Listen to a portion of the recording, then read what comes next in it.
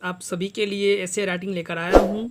ऐसे राइटिंग बहुत महत्वपूर्ण होने वाला है आप सभी के लिए, बिकॉज आप 100 मार्क्स का एग्ज़ाम देने जा रहे हो, उसमें से 8 या 10 नंबर का ऐसे राइटिंग आता है। तो friends, how to write an excellent essay, कैसे एक बढ़िया ऐसे लिखे, आइए जानते हैं। ऐसे राइटिंग इज एन आर्ट, सबसे एक कला है friends. I can say writing of an essay requires through knowledge of the topic, good vocabulary, good command over grammar and good writing skill and presenting.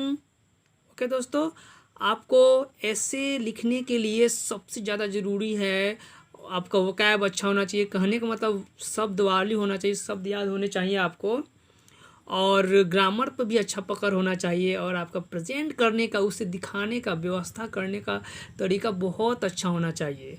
Okay दोस्तों, तो देखिए मैं यहाँ कुछ मोटिवेशनल बातों से मैं शुरू कर रहा हूँ।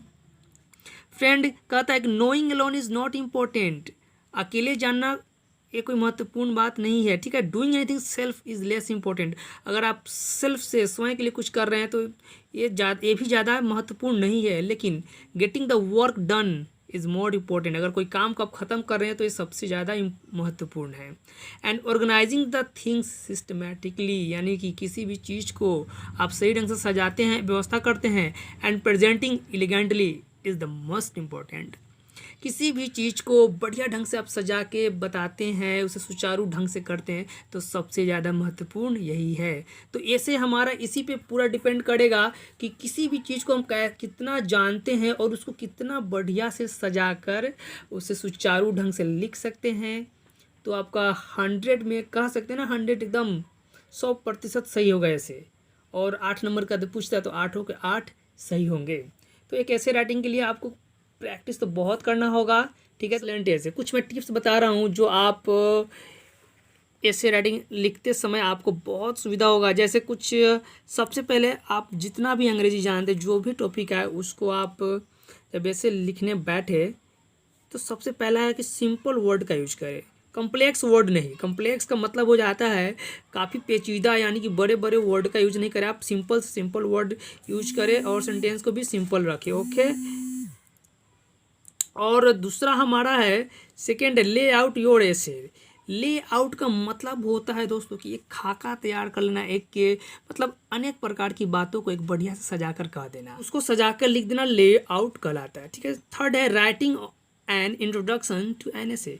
जब आप शुरू कीजिएगा ऐसे लिखना तो सबसे पहले उसका इंट्रोडक्शन लिखिए, मतलब उस टॉपिक के बारे में थोड़ा परिचय करा दीजिए, ठीक है।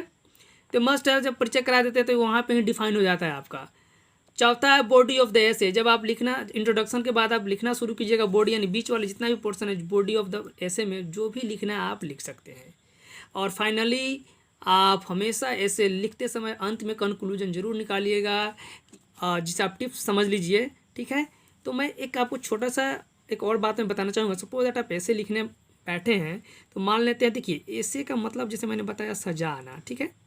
मान लेते हैं एक कोई आदमी है, चाहे कोई भी हो, लड़की हो चाहे जो भी हो, ठीक है। आप ये लड़की अगर है, ठीक है, तो ये अपने बारे में तो कुछ तो कहेगी।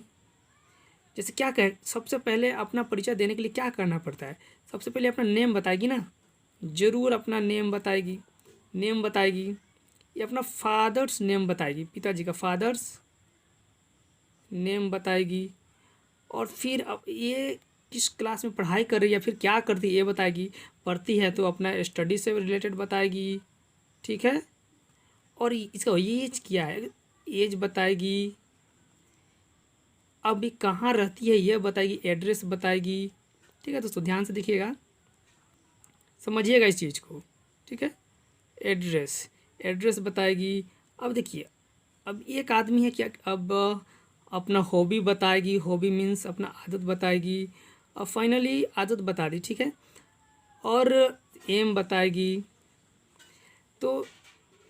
तो हम लोग जैसे कि कैसे एक आदमी, कोई भी आप हम कोई भी परिभाषा अपना परिचय देंगे तो हम अपना नाम बताते हैं, फादर्स नेम बताते हैं, स्टडी यानी किस हम लोग स्टडी किस क्लास में करें, स्टैंडर्ड क्या हमारा, एज क्या है, एड्रेस क्या है, हॉबी क्या है, एम क्या है, हम लोग कैसे इसको सजा कर लिखे हैं, सजा कर एक व्यवस्था में अरेंज सिस्टमेटिकली और बढ़िया से हम लोग व्यवस्था किए, ये ऐसे यही ऐसे हो जाएगा। आपको इसी तरह ऐसे लिखना है। मैंने बस एक डेमो दिया है, बताया है। आपको कोई भी टॉपिक आए तो उस पर आपको लिखना है बढ़िया से, ठीक है। जैसे मान लेते हैं अभी आ गया अनएम्प्लॉयमेंट आ गया, अभी हो सकता है कहीं आ जाए टॉपिक बहुत अच्छा, अनएम्प्लॉयमेंट मतलब बेरोजगारी पे कहीं लिखना आ जाए, कोरोना पे आ जाए, टॉपिक अच्छा बनता है, ठीक है। और इलेक्शन पे आ जाए, इन्वायरमेंट पे आ जाए, आपको बहुत सारे ऐसे आ सकते हैं, ठीक है। चाइल्ड लेबर पे आ जाए, चाइल्ड लेबर यानी बच्चों को जो काम कराते उस पर आ जाए। तो अब जितना आप जानते हैं उस पर लिख दीजिए, ठीक है। तो दोस्तों ये था कुछ ऐसे के बारे में, बस इतना याद रखिए कि ऐसे आपको खूब प्रैक्टिस करना होगा तब जाके आएगा।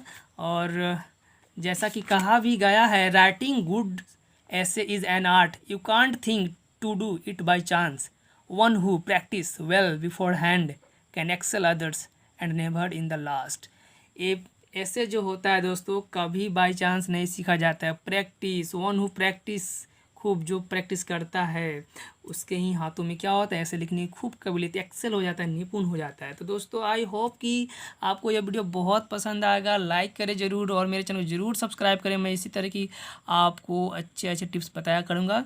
अगर आप इतना करते हैं तो अच्छा मार्क्स लाएंगे, कहीं भी अच्छा करेंगे। ओके दोस्तों, मिलते हैं अगले वीडियो में। जय हिंद।